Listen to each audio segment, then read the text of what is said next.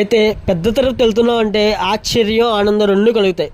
ఎందుకంటే స్వామివారిని చూస్తామని ఆనందం, ఈసారి స్వామివారి దగ్గరికి ఎలా వెళ్తామని ఆశ్చర్యం. ఇక్కడ మీరు చూస్తే అలిపిరి గుండా కాలు నడకన భక్తులు కొబ్బరికాయ కొట్టి తమ ప్రయాణాన్ని మొదలు పెడతారు. వాహనాల మీద ఘాట్ రోడ్డు ద్వారా వెళ్ళేవారు ఈ ముఖమండపం దాటుకొని వెళ్తారు.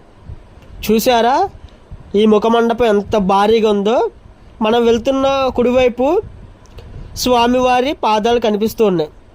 ఆ వెనకాలే కాలు నడకన ప్రయాణం వెళ్తూ ఉంటుంది. అక్కడ మేము తెచ్చుకున్న రొట్టెలు తినేసి కొద్దిసేపు సేద తీరి మా ప్రయాణాన్ని మొదలుపెట్టాం. ఆ ప్రదేశం అయితే చాలా ఆహ్లాదకరంగా ఉంటుంది.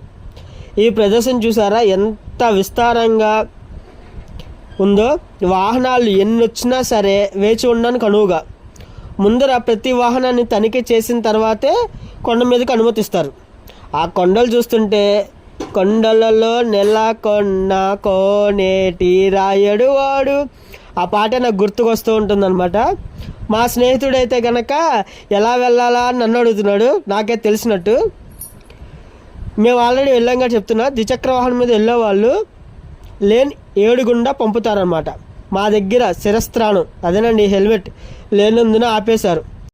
మేము తిరుమలకి కాలినడకన కారులో బస్సులో వెళ్ళా అనమాట. ఇదే మొదటిసారి ద్విచక్ర వాహనంపై వెళ్తున్నాను. తెగ ఆనందపడ్డాను. ఒక్కసారిగా ఆపేయడంతో ఆనందం మొత్తం నీరుగారిపోయింది. ఇంతకీ మేము పైకి ఎలా వెళ్ళా ఊహించండి. అలాగే నా ఈ ప్రయత్నం నచ్చితే తప్పకుండా సబ్స్క్రైబ్ చేసి మీ మద్దతు ఇవ్వండి. వీడియో నచ్చితే లైక్ చేయండి.